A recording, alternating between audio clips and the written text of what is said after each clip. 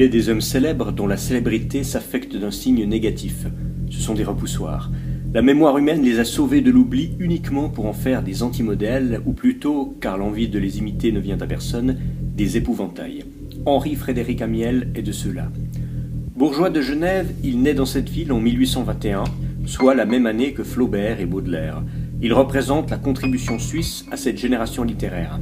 Pourvu d'éclatants dons d'écrivain, il peut raisonnablement nourrir l'ambition d'une grande carrière dans les lettres. Il est d'autre part doté d'une intelligence remarquable, curieux de toutes les tendances intellectuelles de son temps, pétri de culture allemande. Il passera plusieurs semestres à Berlin, où il suit les cours de Schelling, italienne, anglaise et par là beaucoup plus au fait de ce qui se passe en Europe que ses contemporains français. Et pourtant, tout cela tourne court. Tout cela avorte. Amiel en est le premier conscient, le premier malheureux. Genève, où il passe toute sa vie, ses études terminées, qui le nomme professeur d'esthétique, puis de philosophie à son université, devient son tombeau. Amèrement, il le constate dans le journal intime qu'il tient avec une discipline maniaque depuis son adolescence. Il publie très peu, notamment des poèmes et des traductions de poèmes étrangers, compose un chant patriotique aux accents martiaux demeurés populaires en Suisse, mais surtout note ses pensées, ses humeurs, ses désirs, ses rencontres. Tout ce qui lui arrive et tout ce qu'il pense sur ce qui lui arrive n'arrête pas de se scruter, de se juger, de s'encourager ou de s'admonester. Ce journal, avec les années, requiert toute son activité d'écrivain. Il devient son point d'ancrage dans la vie, sa raison d'être, son boulet, son régime, sa femme. Car ce velléitaire, apprécié de plus d'une femme ni sans grâce ni sans esprit, ne put jamais se résoudre à en aimer aucune, tout en discutant des mérites respectifs de toutes celles qui pouvaient prétendre à son amour dans des tableaux détaillés en forme de bilan. Ratage morose qui par miracle se transforme en une stupéfiante revanche posthume. Le journal reste totalement inédit du vivant d'Amiel. Après sa mort seulement, quelques extraits publiés à Paris par les sons d'Edmond Scherer attirent l'attention sur leur auteur. Amiel apparaît tout de suite comme le réformé type, tel qu'on se le représente, sévère, introverti, acharné à l'examen de sa conscience. Sa célébrité s'accroît quand on publie, au début de ce siècle, de plus larges extraits de ses notes quotidiennes. Le plus long journal intime de tous les temps est encore loin de voir le jour en sa totalité, ce ne sera chose faite que tout récemment. Mais son auteur devient un symbole, un concept, comme on s'exprime aujourd'hui. Il devient le parangon de l'intellectuel en tant que figure répulsive, la quintessence du nombrilisme obstinément et uniquement tourné vers la contemplation de l'ego. Il incarne le penseur retiré dans sa tour d'ivoire, exilé de la vie, qui manque de vitalité, s'étiole, se paralyse, s'aigrit et finalement se détruit. Amiel est un Hamlet risible qui ne cesse de balancer entre oui et non, sans jamais sortir de son irrésolution. Un individu qui, à force de se triturer les méninges, tombe dans l'introspection morbide, de l'introspection morbide dans l'autisme, de l'autisme dans l'auto-érotisme, de l'auto-érotisme dans l'impuissance, de l'impuissance dans la déchéance, de la déchéance dans la mort. Cascade molièresque. Il entre évidemment pas mal de fantasmes dans une telle conception de la vie de l'intellectuel, entendons-le sur le modèle de la vie du libertin. Mais les fantasmes ne sont pas ce qu'il y a de moins actif dans l'existence. Tout le monde aujourd'hui, le monde intellectuel s'entend, connaît le nom d'Amiel, et tout le monde en dit du mal. Oh, le vilain égoïste, le sinistre pilier de pension de famille, le puceau quadragénaire, le velléitaire chronique, le branleur invétéré, l'impuissant de plume, l'impuissant tout court, prof de surcroît, prof barbant de philosophie et d'esthétique, surnommé, affirme-t-on dans sa propre ville de Genève, pourtant pas réputé pour sa folle gaieté, l'épouvantail de la jeunesse. Tant d'acharnement trahit toutes sortes d'arrière-pensées obscures qui échappent à la conscience.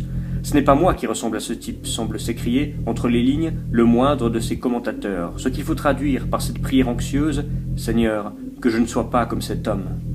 Amiel est une grande figure de la culture, et le deviendra plus encore avec le cours que prend la civilisation. Il a sollicité la sagacité des meilleurs esprits. On a écrit sur lui en plusieurs langues. Un Espagnol lui a consacré dans les années 30 un essai qu'on lit encore. Amiel incarne le type parfait du refoulé, devenu incapable de prendre une décision tant il délibère avec lui-même.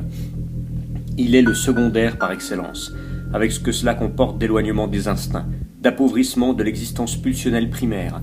Il représente une forme supérieure de la vie, par l'éducation, le scrupule, l'attention à autrui, l'objectivité, le savoir, mais qui se paye cher. Amiel fait peur. Il est ressenti comme le symbole du destin d'impuissance sexuelle auquel l'intellectuel craint toujours de se voir condamné. L'amielisme est une variété de dégénérescence supérieure, une forme d'hamlétisme, sans la vigueur bretteuse du héros danois. Il est curieux de remarquer que les intellectuels français se sentent à l'aise devant le phénomène, ou plutôt s'en donnent l'air. Amiel ne les concerne pas. Amiel est un Suisse, et qui plus est, un protestant. Ce type humain, ils s'en félicitent, leur est étranger. À peu près tous ceux qui se sont exprimés sur Amiel l'ont fait avec des ricanements de supériorité. Voilà où conduit la réforme, la manie de l'introspection, la répression des instincts. Rire gaulois chez les plus grossiers sur ce manque d'empressement à copuler, ces complications, ces hésitations, ces chichis. Le péché, toujours le péché, l'obsession du mal. Chez nous, par chance, règne la santé. Petit ajout maurassien, parce que nous sommes restés catholiques. Calvin, Rousseau, Amiel, ligne de crête d'une évolution perverse, morbide, létale. Facile manière de conjurer l'angoisse, qui d'ailleurs ne rassure pas. Tout le monde sent dans ce Suisse une sacrée vocation à l'universalité, française comprise. Il représente un type humain devenu courant, devenu banal, raison de plus pour l'exorciser à grand bruit, à grand éclat de voix et de rire, de le chasser loin de chez soi, dans le désert. Épouvantail genevois, victime de Calvin, nous ne saurions rien avoir de commun avec toi. Rien ne vaut une victime pour faire un bon bouc émissaire. Amiel était une exception à son époque. Aujourd'hui, les Amiels sont légion. L'amiélisation de l'individu est un processus de civilisation qui n'a fait que se développer et se développera encore. Il découle des progrès de l'instruction et de l'empire croissant de la réflexion sur la conscience, en un mot, de l'individualisation de l'individu. Il ne produit pas forcément des velléitaires, c'est la face pathologique du type, mais des individus qui ont appris à se contrôler, se dominer, se retenir, appris à se conduire selon leurs raisons au lieu de s'abandonner à leurs impulsions du moment. L'individu amiélien entend ne pas subir une vie imposée, mais choisir lui-même sa vie. Il se contrôle à tout instant, il craint sans cesse de faire un faux pas qui pourrait le conduire là où il ne doit pas aller et d'où il ne pourra plus revenir. Il lui faut veiller sans relâche sur son précieux moi, dont l'épanouissement est le but suprême de son existence. Il exige beaucoup de soi. Ses pulsions réprimées ne meurent pas, mais poursuivent une existence souterraine, contre laquelle le moi et ses finalités doivent mener une lutte opiniâtre. Il ne se pardonne aucun de ses échecs, même aucun de ses ratés. Sa vie est une lutte perpétuelle en vue de la perfection et de la prééminence. Lutte d'autant plus dure qu'il doit vivre dans une société constituée de moi pareillement ambitieux, pareillement exigeants, par conséquent rivaux. Pour parvenir à ses fins, il lui faut multiplier les sacrifices. Il lui faut tout spécialement résister aux entraînements des sens, non par vocation ascétique, mais par prudence.